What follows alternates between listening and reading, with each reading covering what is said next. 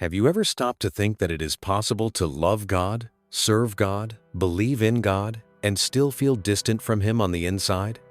The story of Mary and Martha, told in the Bible, begins in a simple, almost ordinary way. Yet it carries one of the most confronting revelations in biblical history. Two sisters, the same house, the same Jesus and hearts, living completely different experiences. Martha is busy, responsible, committed. Mary is seated, attentive, silent. At first glance, it seems like a contrast between doing and not doing, between what is useful and what is spiritual. But what Jesus reveals there goes far beyond that.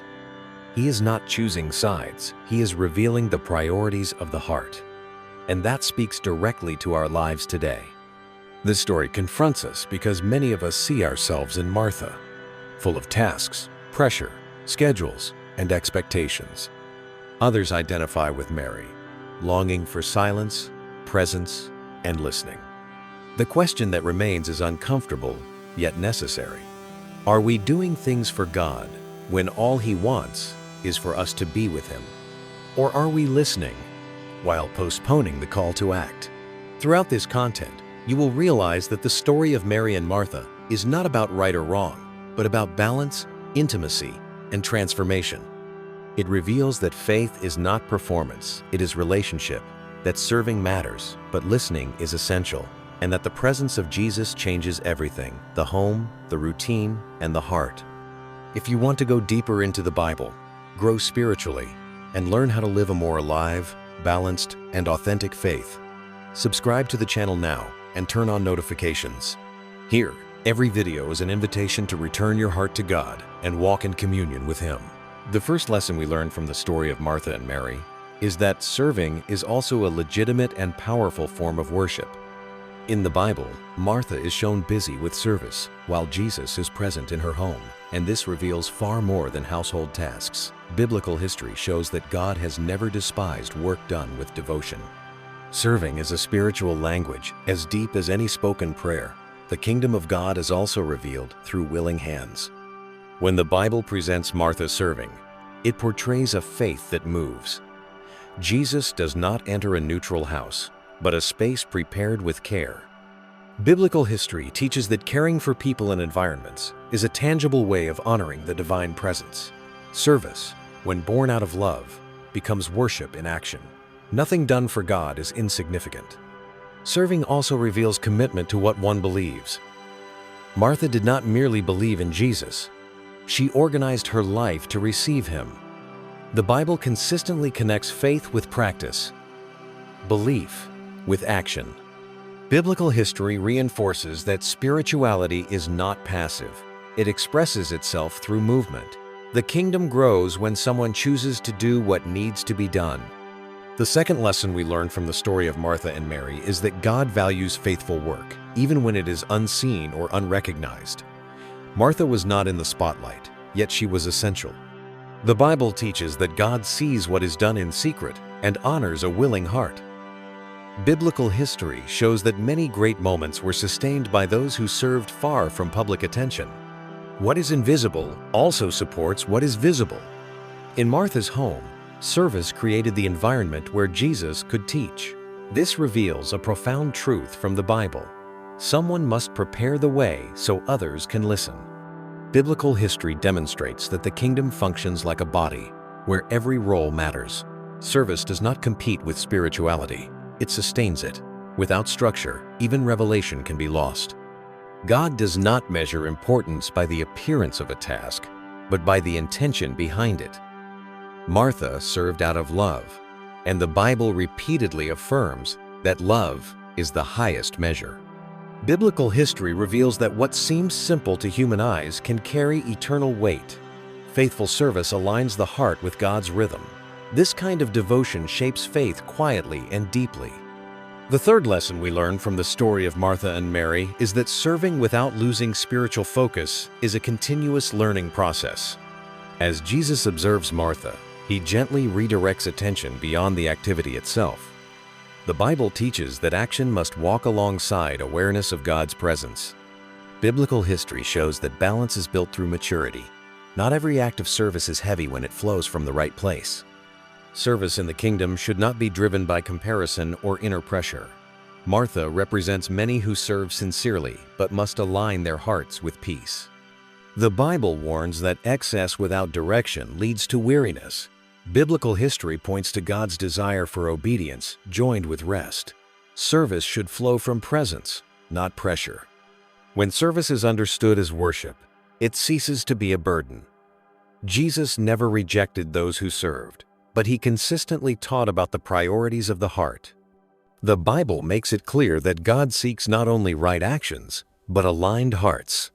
Biblical history prepares the reader to understand that there are moments to act and moments to listen. Both belong to the same spiritual journey. This scene involving Martha, Mary, and Jesus, presented in the Bible, opens space for a deeper inner reflection. Biblical history naturally leads to a point of tension. To what extent can doing replace listening? Service reveals love, but listening reveals priority. And it is precisely within this silent transition that a new lesson begins to take shape. The third lesson we learn from the story of Martha and Mary is that comparison has the power to steal peace even in sacred environments. In the Bible, Martha becomes troubled not by the service itself, but by looking at Mary. Biblical history reveals that when our focus shifts toward others in a misaligned way, inner frustration is born. Jesus was present, yet comparison redirected the heart away from the privilege of communion. When the heart compares, it stops resting. Comparison creates a standard God never established. Martha was not called to live Mary's experience, and Mary was not called to assume Martha's role. The Bible shows that each person responds uniquely to the presence of Jesus. Biblical history teaches that measuring one's spirituality by another's produces unnecessary weight. The kingdom does not operate through competition, but through purpose.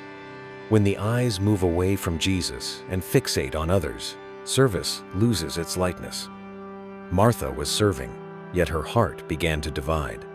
The Bible warns that inner restlessness is the fruit of misplaced priorities.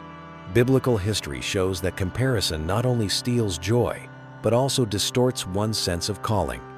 Every calling carries its own rhythm. The fourth lesson we learn from the story of Martha and Mary is that activism without presence produces spiritual exhaustion. Martha was doing much, but gradually drifted from the center of the experience, Jesus.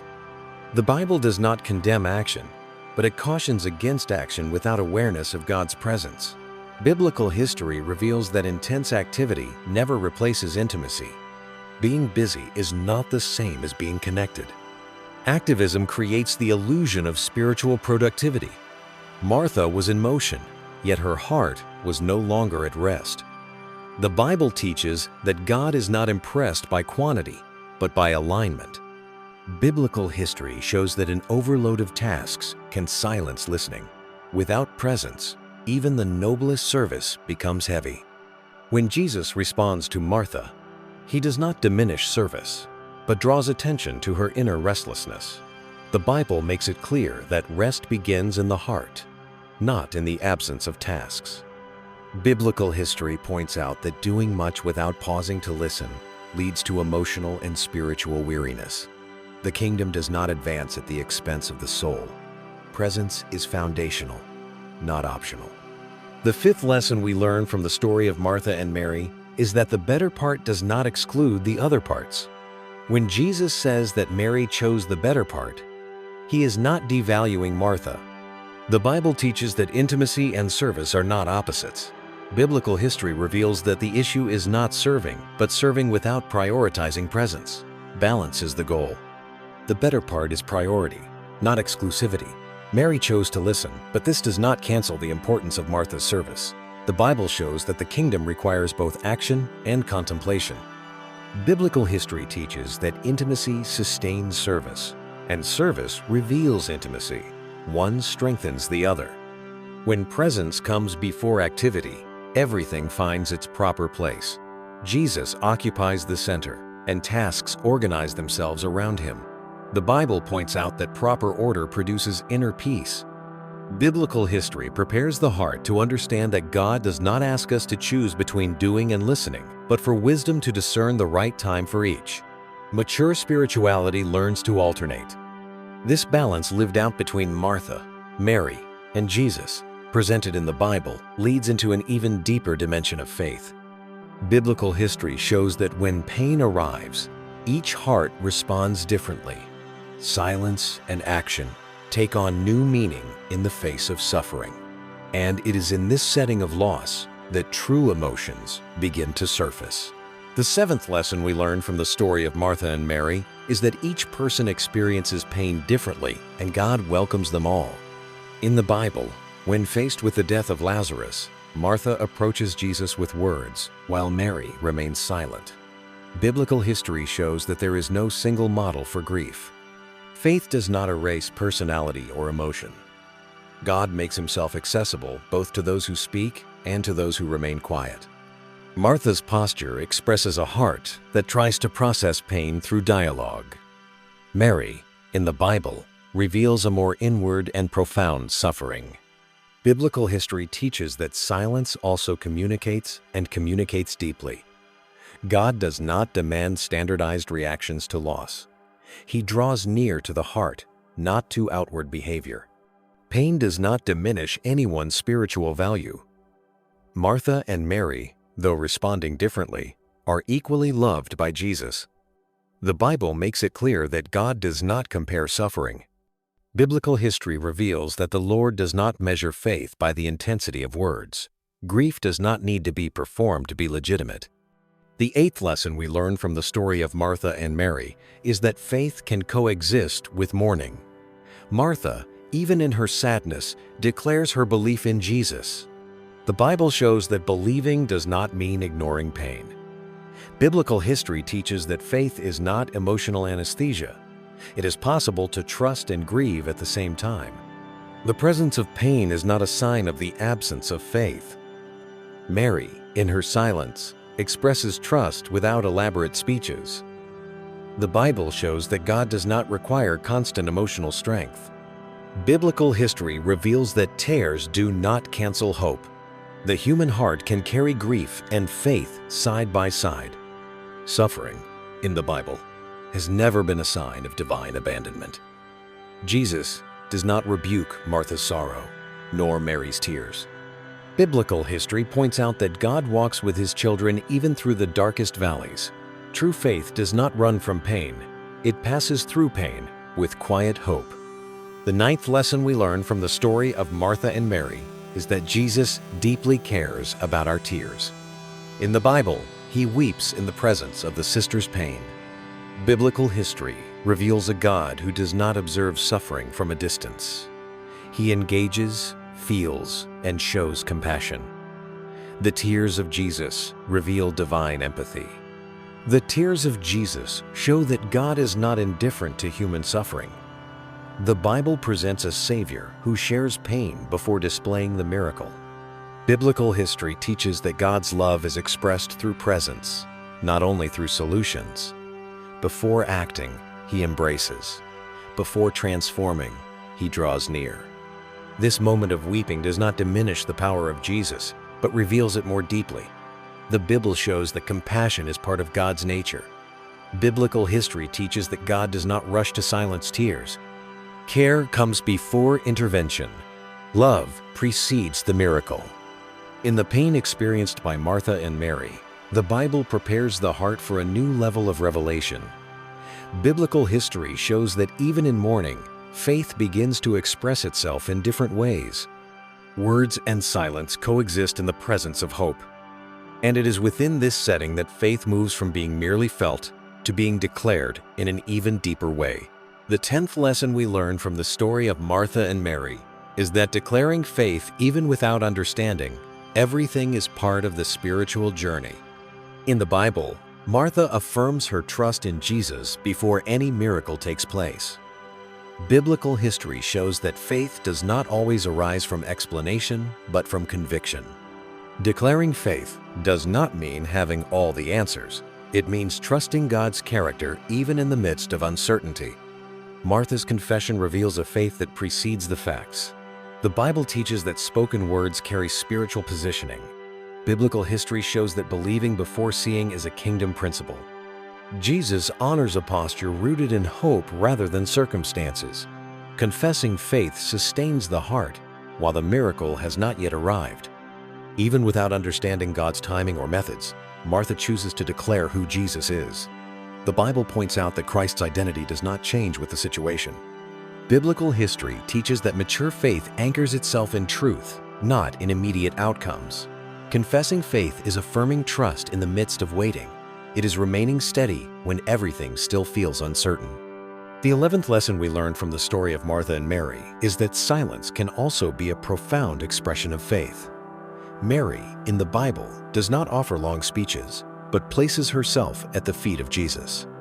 Biblical history reveals that trust does not require many words. Silence, when born from surrender, communicates security. God also listens to what is left unsaid. Mary's silence is not the absence of faith, but a sign of trust. The Bible shows that not all faith needs to be verbalized. Biblical history teaches that resting in the presence of Jesus is itself a spiritual act. There are moments when speaking less reveals deeper belief. Faith that trusts is expressed through posture, not only through language. While Martha confesses with words, Mary trusts through surrender. The Bible presents these two expressions as complementary, not opposing. Biblical history shows that God welcomes both spoken faith and silent faith. Both flow from the same source: trust in who God is. The kingdom recognizes different languages of faith. The 12th lesson we learn from the story of Martha and Mary is that Jesus is the resurrection before the miracle happens. In the Bible, he points first not to what he will do, but to who he is. Biblical history teaches that Christian hope does not depend on circumstances. It is grounded in Christ's identity. Faith rests on being, not merely on action. Before Lazarus comes out of the tomb, Jesus already is the resurrection. The Bible reveals that God's power does not begin with a visible event. Biblical history shows that Christ's presence already carries life within itself. The miracle is a consequence, not the foundation. Hope precedes manifestation. This revelation transforms the way one waits. Martha and Mary, each in her own way, are led to trust in who Jesus is. The Bible teaches that true faith anchors itself in the person of Christ. Biblical history shows that trusting God's identity sustains the heart even before the answer arrives. Hope becomes firm. This meeting of confessed faith and silent faith, presented in the Bible, prepares the way for inner transformation. Biblical history reveals that when Jesus is present, nothing remains the same. The home, the atmosphere, and the people begin to be shaped by his presence. And it is precisely there that faith moves from belief into daily transformation. The 13th lesson we learn from the story of Martha and Mary is that the presence of Jesus transforms ordinary routines into places of revelation. In the Bible, the home of Martha and Mary was not a temple, yet it became a sacred space through divine presence. Biblical history shows that God does not depend on extraordinary settings to act. Wherever Jesus is, the ordinary gains eternal meaning. Presence changes the environment before it changes circumstances. The routine of that house was not interrupted, but redefined. Martha continued serving. Mary continued listening, yet everything now unfolded before Jesus.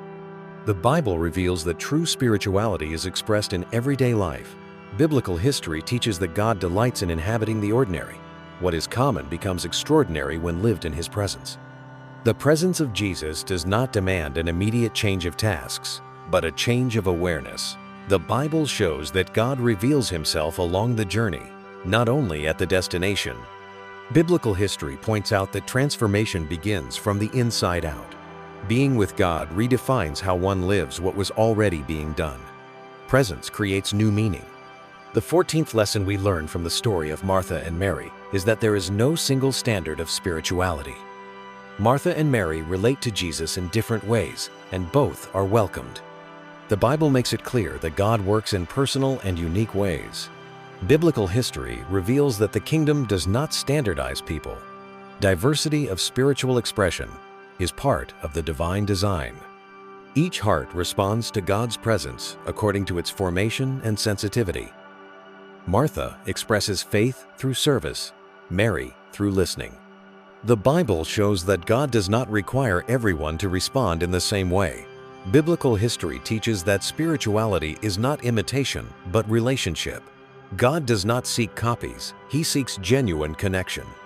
The absence of a rigid pattern reveals a relational God. Jesus does not compare Martha and Mary, but leads each one toward growth. The Bible points out that spiritual maturity respects individual processes. Biblical history shows that God works at the pace of each heart. Divine presence adjusts without erasing identity. The 15th lesson we learn from the story of Martha and Mary is that relationship is more important than performance. Jesus values being with people before receiving anything from them. The Bible teaches that intimacy comes before service. Biblical history reveals that doing for God should never replace being with God. Presence precedes performance. The kingdom is not built through spiritual productivity, but through communion. Martha and Mary learned that the heart must be aligned before the hands. The Bible shows that God delights in closeness, not exhaustion. Biblical history teaches that relationship sustains mission.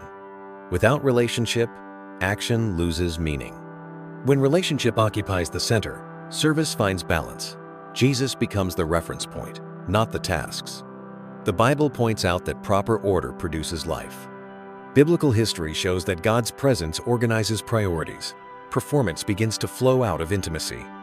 At the end of the story of Martha and Mary, the Bible reveals that true transformation is born from life shared with Jesus.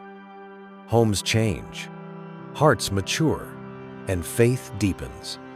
Biblical history closes this cycle by showing that everything begins, is sustained, and is completed in God's presence. Encounter with God redefines the way one lives. And it is from this ongoing presence that every transformed life is built. When we look at the story of Martha and Mary in the Bible, it becomes clear that this narrative is not only about two sisters, but about two movements of the human heart. Martha represents the sincere desire to serve, to act, to respond. Mary represents hunger for presence, for listening, for intimacy. Both love Jesus, both walk with Him, and both reveal that God is not looking for perfection, but for relationship. This biblical history invites us into an honest pause. How is our heart before God? Are we so busy doing things for Jesus that we forget to be with Jesus? Or are we listening but neglecting the call to serve? The beauty of the gospel is that God calls us to balance, to living communion where listening and acting flow from the same presence. Turning our heart back to God does not mean abandoning responsibilities, but realigning priorities. It means allowing the presence of Jesus to transform our routine, heal anxiety, organize the inner life, and restore meaning to what we do. The Bible shows that a life of communion is not built on great events, but on consistency, listening, and daily surrender. May this story of Martha and Mary lead you to choose, every day, the better part without despising service, and to serve without losing intimacy. May your faith be alive, balanced, and deeply connected to the presence of Jesus. True transformation is born when the heart finds rest in God. If this content spoke to you, subscribe to the channel, turn on notifications, and continue walking with us through more deep reflections from the Bible and biblical history. And now I want to hear from you. Which lesson from Martha and Mary inspires or impresses you the most? Write it in the comments. Your answer may touch other hearts as well.